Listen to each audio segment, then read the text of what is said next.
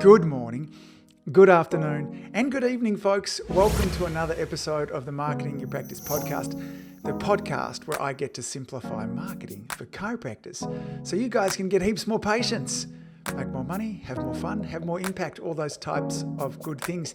Now, I'm coming to you from my new house and in my new study, my new podcast studio. It's not really a podcast studio, it's a study.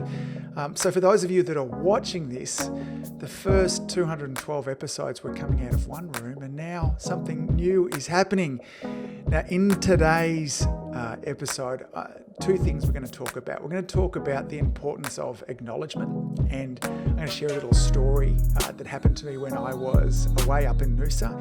And then I want to talk with you about the things that you can do to have more people watching your video. In fact, we're going to talk about the 7 key visual elements that you should be using in the first 5 or 6 seconds of your video. There's nothing more important than the first 5 or 6 seconds of your video. If you're not doing the right things to start your video off, no one's going to get further into your video to get to see your magnificence.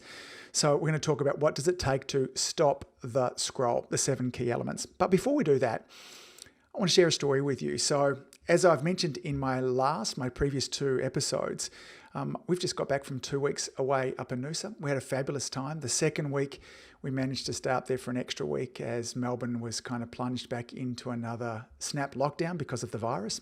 So we felt very, very fortunate to be able to stay up there for another week. Now, one of the evenings, Lauren and I went out for a beautiful dinner. In fact, on every evening, we went out for dinner. We're very, very blessed. But this particular evening, I was excited about it because I walked past this beautiful little Italian place, and up on the board there, it talked about a 600 gram, actually it was more than that. It was a 600 gram ribeye. And I really like steak, and I particularly like ribeye steak. And it said, if you get there before 6 p.m., it'll be yours for just $69. And we'd been eating early the whole time we're up there. Lauren and I had become Nana and Pa. We were having dinners at 5:30, 5:45. We're asleep by 9:30, but we were up at 5 o'clock every morning. I've had to get used to a whole new time zone again, coming back to here again. But anyway, we were booked in for this place at 5:45. We're sitting down. I ordered the ribeye, and it was amazing. It was just really beautifully cooked.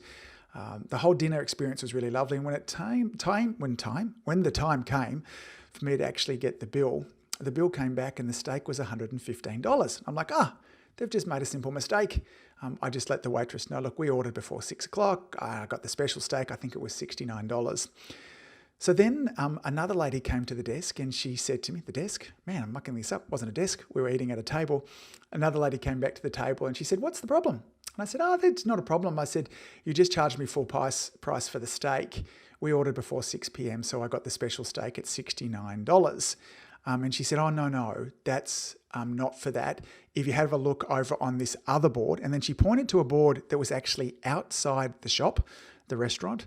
There was an A-frame there that pointed to some entirely other dish that was $69.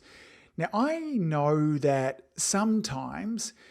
when I've been communicating, when I've written things down, when I've had offers and promotions, sometimes I've written things that have been ambiguous, and I go, I can see how I've made a mistake and confused you. Now, when I looked at this board though, I'll have to admit, there was no other way that I could read this other than if you got there before 6 p.m. and you ordered this steak, it was going to be $69. And she said to me, no, listen, this was a 600 gram ribeye. There's no way that we could sell it for $69. And I'm like, well, can you see the board there? Now, I was super relaxed. I was having a great time on holiday, and I was really happy to pay the $105 or whatever it was for it because it was delicious, and I would have ordered it at that. I know it's extravagant. And I was on holiday, so I get interested in these situations. I'm fascinated by human interaction and communication. And I was watching, and she was getting quite kind of stroppy with me. And then I was sort of saying to her, look, how could I have seen this differently? And then she kind of went, now what I noticed in that time, here's all I really wanted. All I wanted was for her to acknowledge that maybe the writing on the board had not been clear, and she could see how I would have made that mistake. Now, really, there was a 2-year-old inside of me that just wanted to acknowledge. Now, I've done a lot of work on myself over the years, and yet that 2-year-old inside of me was unescapable. And it had me thinking about a lot of different relationships, because business, particularly the business of chiropractic, is all about relationships. And very often, when we're challenged by our patients, when we're challenged by those people in around us, what we're wanting to do is defend our position. This is what this woman was doing that night, when really all she needed to do was acknowledge and say, Angus, I can see how that might have been misconstrued. How can we sort this out? How can we fix this problem? But she didn't do that. Now, had I wanted to get really cranky, had I wanted to get consumer affairs in and all those kind of things there's just no other way that you could have read it. But I want you to think about what situations are there in your life, maybe even in your personal relationships as well, where somebody is arguing with you and really they're not wanting to be right or wrong. They're just wanting to be acknowledged. I can see. How can I make this right? It's had me thinking a lot about it since that moment of to stop being so defensive, just to acknowledge somebody else's situation and the way that they might have seen it there too. So that's that story. On to the next. We're going to be talking about videos, and I'm seeing some brilliant videos being made by many of my coaching clients and by many of chiropractors out there. I love lots of the fantastic reels that many of you are making, and I'm seeing, in some case thousands, some case tens of thousands of views that you're getting on your videos. So congratulations, because there's no better way for you to be building authority and expertise and building relationships in your community than by you creating these short videos, or even longer videos for that matter too. Now here's the thing, when it comes to making videos, the most important part of your videos, without a doubt, is the first 7 seconds. There are entire companies that produce videos for big businesses, and they spend 90% of their time focusing on the first 6 or 7 seconds. They shop that around to different consumer groups to work out. They often do multiple different intros to the videos because they know that the social media feed is incredibly busy, and that if we can't capture somebody's attention in that first 7 seconds, that's about all that you've got when somebody's watching your video. If we can't capture attention in that first 7 seconds, nobody's going to get into the rest of it. No one's going to get to the rest of the minute of the video, the rest of the 30 seconds. Now, there are certain things that we can do to capture the attention. There's 7 of them, 7 key visual elements that I'm going to talk about in this podcast episode here that'll help you capture the attention, stop the scroll, and therefore give your community a better opportunity for you to watch the rest of your video. Now, the first thing I want you to think about is maximizing the screen. Now, here's what I mean by that. Most people are watching your videos on their mobile devices. Now, the mobile devices that we have now, the way that we watch and interact with our mobile device is with the screen upright like this. And when it's upright like this, we call that portrait. When it's sideways, we call that landscape. Now, when we go into the cinema and we're watching a movie in the cinema, we're watching it in that big wide screen. That's called landscape. But very rarely when we're on social media, regardless of which platform, whether it be Facebook or Instagram or TikTok, when we got onto YouTube, sometimes we'll turn our phone onto the side. But most of the time, we're watching our phone in this upright position, and we're watching it in that portrait position. Now that means we want to make sure that our videos take up as much of the screen as possible. Now, there are rumors going around that size doesn't matter, and maybe in some areas it doesn't matter, but when it comes to the social media feed, size actually does matter. You want to take up as much of the screen as possible. Now, what this means that if you're shooting your videos in this landscape with your phone to the side there, it only takes up a small bar of the area there too. Now, if I have my phone upright in this portrait position there too, and I have one of those longer videos, it takes up a lot more space of the video, so it's much more likely to capture the attention. So the first of the 7 key visual elements, if you're wanting to stop the scroll, is maximize the screen, okay? So most of your audience will be watching videos on their mobile devices.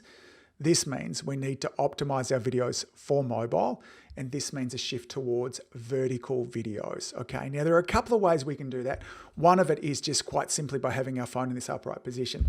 The other is by wrapping the videos. Now, if you see any of my videos on my Instagram account, then you'll notice that I put these it's called a wrap, a green or a gray bar above it and below it. I put a title up the top and the subtitles down the bottom. We're going to talk about those. But one of the benefits of me doing that is it takes up more space, more of that vertical space, so it does capture a bit more attention.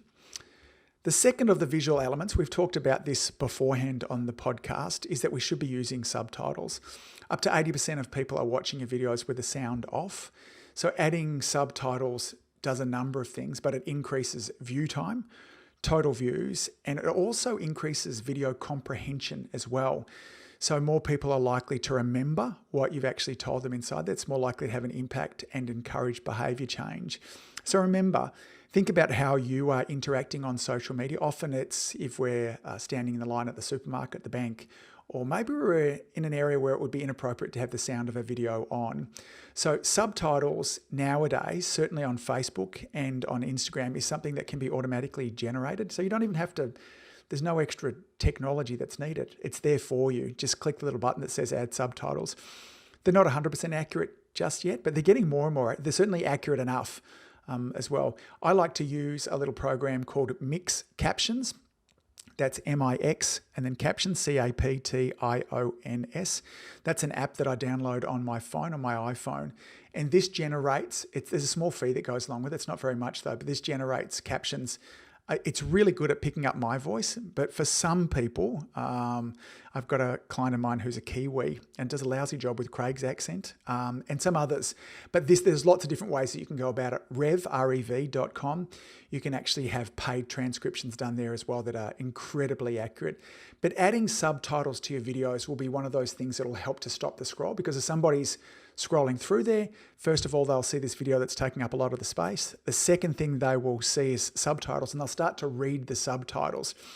When you start your video off with an attention-grabbing hook and headline, when the first words that you use are either curiosity-based or benefit-based as well, then we've really laid the foundation for people to be watching your videos. So the second thing is subtitles. The third thing is movement, adding movement to your videos, particularly at the beginning as well. So our brain is primed to be distracted by movement. Think about the time when you and I were hunter-gatherers. We might have been walking through the savannah, and if we saw movement out to the side, it immediately captured our attention because it might have been a lion or a tiger, it might have been a snake in front of us. And being able to capture that attention or being easily distracted by that movement there often meant life or death. This means at the beginning of your videos, having some movement there. So when I start off this podcast, particularly the video version, I will swap between two camera angles. So like now, if you're listening to this, you won't be noticing any of this at all. But if you're watching the video, I can be looking at one camera in front, one camera over to the side, and Jason, my video editor, will go 1, 2, 3, 4. He was swapping back and forwards between us. But that slight movement, change of the background, the angle that you're looking at me, this movement here is very stimulating for the brain. When I'm talking with Jason, I want him to be creating some kind of movement on the screen of my videos about every 30 seconds, because it'll constantly help to keep your attention if you're actually watching the videos. So there are multiple different ways that we can add movement into the video. It could be by just walking into the opening scene. Erin Purtle, a great chiropractor over in Barcelona, she's not practicing anymore. She's just retired for a little while. She would do lots of her videos actually walking. She would be kind of walking through her office. There was something really quite mesmerizing about the way that Erin would do her videos, just that movement that would come with them, that you felt like you were going on a journey with her. Another great client who I used to work with, Ange Wellman, did a series of little videos where she was walking home from work. And again, that might have been even an 8 or 10 minute video that you just felt like you were going on a journey with her. There was something, again, really quite mesmerizing about that movement. It could be just as simple as kind of adding movement of your arms, particularly to begin with. You'll notice at the beginning of these episodes, I'm really quite animated. Adding in second camera angles, if you want to get a bit fancier, if you're comfortable with how you're doing things, second camera angles can be a great way to add some movement in as well.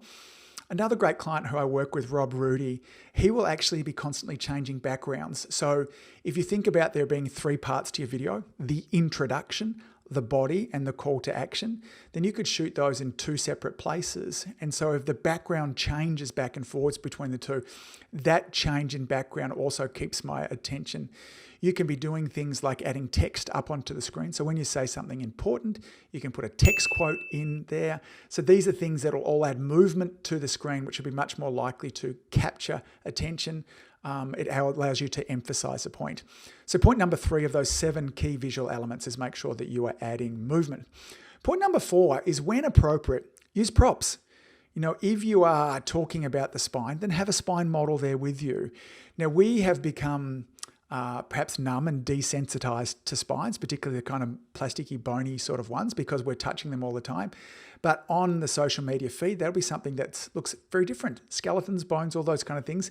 They're incredibly interesting for most of the people that are looking through the social media feeds. And if you've got a spine with you and you're talking, that's likely to capture somebody's attention. But there are lots of different props that you could have depending on what you're talking about. Maybe you're shooting a video about magnesium, then have some magnesium here with you. If you're talking about 5 different foods that are anti-inflammatory, instead of just shooting the video about those 5 foods, have them here with you to actually show them. So anatomical models are great, oversized models are great, unusual items are great.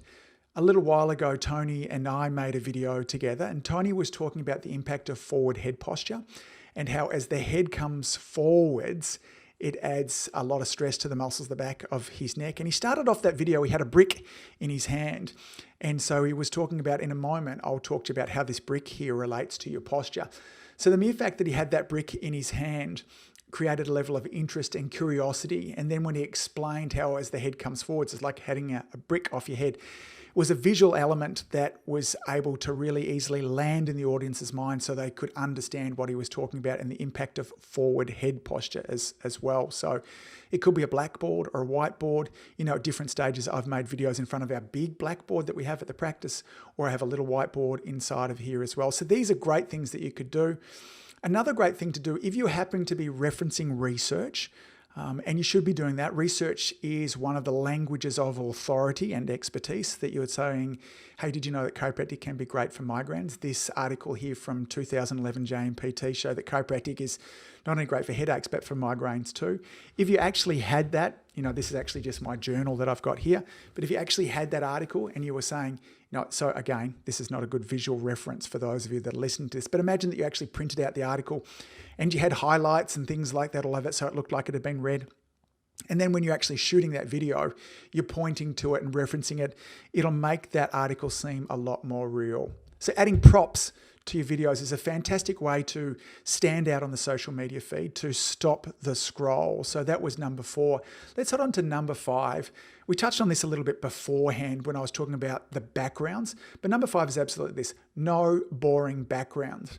Now this wall behind me as I'm shooting here is a white wall, but unless it's lit really, really brightly, then white walls end up looking kind of grey, light brown, and quite washed out. Many of you, I see you shooting your videos, you're standing first of all in front of a really boring plain wall. So you want a little bit of something behind you, but you also want a little bit of distance between you and the wall. Otherwise you get kind of swallowed up and you blend into the wall. Oh man, there's so many kind of visual elements I'm talking about. Hey, this is a podcast episode all about visuals, so there is the video with it as well. But if you think back to when you've watched my videos, I have a light that's behind me that separates me from the wall, so I stand out and pop from the wall there too. It adds a little bit more interest with that light behind me. So no boring walls behind you. The best spot to shoot your videos is just inside your practice. Mario Stefano, great chiropractor over in Adelaide, just sent me a video this morning. I was looking at him talking about some tips for a standing workstation. He just shot it in his practice. It was fantastic. It made sense for it to be there. It was a really professional looking video, but without being too professional. So we don't want our videos look like they've been shot by a Hollywood film studio. You know, this was shot just by Mario and his team, but I get to see his practice. You know, I see all around him. It makes sense for him to be in that working environment and teaching. Now, you need to be careful though, because your background doesn't want to be so distracting that it distracts people from the video. So if you wanted to be shooting your video, for instance, if it made sense to be shooting it in a little coffee shop, if there were more interesting things happening behind you than there was with what you were saying, then people are going to be focusing on that instead of listening to what you're saying. So again, the best spot for you to be shooting your videos is absolutely in your practice, okay? If you're going to be standing in front of a wall, don't be standing too close to the wall, at least 1 meter and probably kind of 1.5 meters, 2 meters. So, you know, you're looking at 6 to 8 foot away from the wall, just to add a little bit of separation. So on to point number 6 of 7 tips. We're talking about 7 key visual elements that'll help you stand out in the news feed. And here's a simple one: smile. Now, when we smile, here's what's interesting. It actually starts to activate the mirror neurons inside of our brain. And when we're watching somebody smile, we're much more likely to smile as well. So if I'm watching your video, you're smiling, I'm smiling, I'm immediately starting to think that this video was fun. And I haven't really been able to engage with what's going on yet, necessarily know what you're doing. But if you're smiling, smiles are very attractive. They're very safe. They're very engaging. Now, I know at the beginning of a video, it can be serious and a little bit scary. Our nerves can be going, but we must stop and we must smile, okay? It's one thing. This is a piece of feedback I'm giving back all the time to the coaching clients that I'm speaking with, is you must smile more often as well, okay? So start smiling. Tip number 7 of our 7 key visual elements is having that attention-grabbing headline. Right back at the start when I talked about maximizing the screen, I talked about one of the things I like to do is wrap my video. So I have the video and I have the border above it and below it. Now in the border that's sitting up above my video, I have an attention-grabbing headline there, which means if somebody's scrolling through the feed, not only do they see a video that's taking up a lot of the screen, not only do they see subtitles there, not only do they see movement with my hands and props if appropriate, but there's a headline up the top there that gives them a reason to stop and watch the video. Now, my headlines tend to fit into one of 2 different categories. They are either curiosity-based. Now, remember, there was a reason that curiosity killed the cat. We find it very, very difficult to not follow through with curiosity. Okay, it's very hard to ignore it. So if there's a headline that might drive a little bit of, I wonder what that's about, someone's much more likely to continue to watch the video. Or I want a really strong benefit-driven headline. So a benefit-driven headline might be 3 ways for you to ease your migraines without medication. A curiosity-driven headline might be 3 migraine mistakes that most people are making. So it's like, I wonder if I'm making those migraine mistakes. So that headline up the top of my video is another reason that tells somebody the benefit they're going to get from watching my video. Those 7 key elements, many cases, it will be easy for you to use all 7 of them. And sometimes maybe there's not a prop that you're going to use. Maybe, with regards to backgrounds, you can't go too fancy because of where you want to shoot it there as well. But you want to incorporate as many of these 7 key visual elements into your video as possible. Let me quickly summarize those again and then we'll wind these up, okay? The first of the 7 key visual elements there is to maximize the screen. That means we want to head towards vertical videos, okay, with our phone upright in that portrait position. Number 2 is use subtitles. Remember, a lot of people are watching your videos with the sound off. Number 3 is movement. Whenever possible, add movement. That could be just as simple as you moving your hands. Number 4 is props, okay? When used properly, props are a fantastic way to get and keep the attention of your audience. Number 5, no boring backgrounds. Shoot your videos inside your practice. And if you are standing in front of a wall, make sure you're at least 1 meter, preferably 2 meters from it as well. Number 6 is smile. This is an easy one. You should be doing this in all of your videos, unless it was a very serious, somber video in which smiling might not be appropriate. Number 7 is attention-grabbing headline when you are wrapping the video. So that's 7 key visual elements that will help you stand out in the newsfeed and stop the scrolls. Gang, give those a go. Watch how many people get into your videos, and when people get into your videos, they're much more likely to get to the end. And if you've got more people watching your videos, you've got more of an opportunity for you to build authority, expertise, trust. The end result of those things there will be the phone ringing. All right, that's it for me, gang. First episode here from my new study, my new podcast studio. I'm calling it a studio. Gang, until next time, thanks for all that you do. Keep saving lives. Love you lots. Bye. If you enjoyed listening to this podcast, you have to come and check out the Community Influencer Program. It's my monthly coaching program where we take all this material and I'll work one-on-one with you to apply, implement, systematize, and help guide you and your practice to the next level. Now you can join me on over at adiomedia.com/join. That's adiomedia.com/join. I'd love to see you in there.